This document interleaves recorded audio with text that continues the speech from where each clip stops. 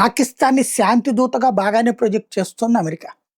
కాకపోతే అమెరికా తరపున వాడుకోబడుతుందని ప్రపంచం మొత్తానికి అర్థమైంది. మొన్న ఇస్లామాబాద్‌లో చర్చలు. ఎందుకు? అమెరికాకి కాస్త ఊపిరి పీల్చుకోవాలి.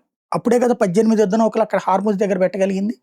ఇరాన్‌ని ఇరాన్‌తో చర్చల పేరుతో, కాల్పుల విరమణ పేరుతో కాలక్షేపం చేపిచ్చి, ఈలోపు తన యుద్ధ నౌకలతో హార్ముజ్ జలసంధిని దిగ్బంధించింది. ఇరాన్‌కి ఆ విధంగా ఓడించింది. అంటే పాకిస్తాన్‌ని అలా వాడుకుంది. ఇరాను పాకిస్తాన్ కూడా మన దేశం కదా అని నమ్మింది. ఇదే సందర్భంలో సౌదీ అరేబియాకి తన సైన్యాన్ని పంపిస్తోంది పాకిస్తాన్. ఎవరి మీద యుద్ధానికి? ఇరాన్ మీద యుద్ధానికి. ఇప్పుడు పాకిస్తాన్ సైనిక చీఫ్ ఆసిఫ్ మునీర్ ఇరాన్‌కి వెళ్ళాడు. వెళ్ళాల్సింది ఎవరు? రాజకీయ నాయకుడైనటువంటి షాబాజ్ షరీఫ్ కదా! చర్చలు ఎవరితో జరగాలి అక్కడ? పెజెష్కియాన్‌తో కదా! లేదు.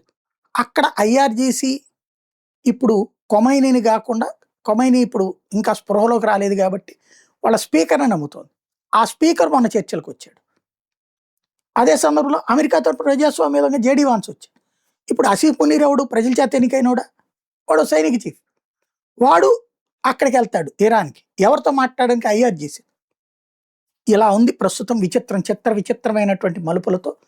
ఇరాన్‌ని పాకిస్తాన్ ఒప్పిస్తుందా లేదా అన్నది చూడాల్సింది.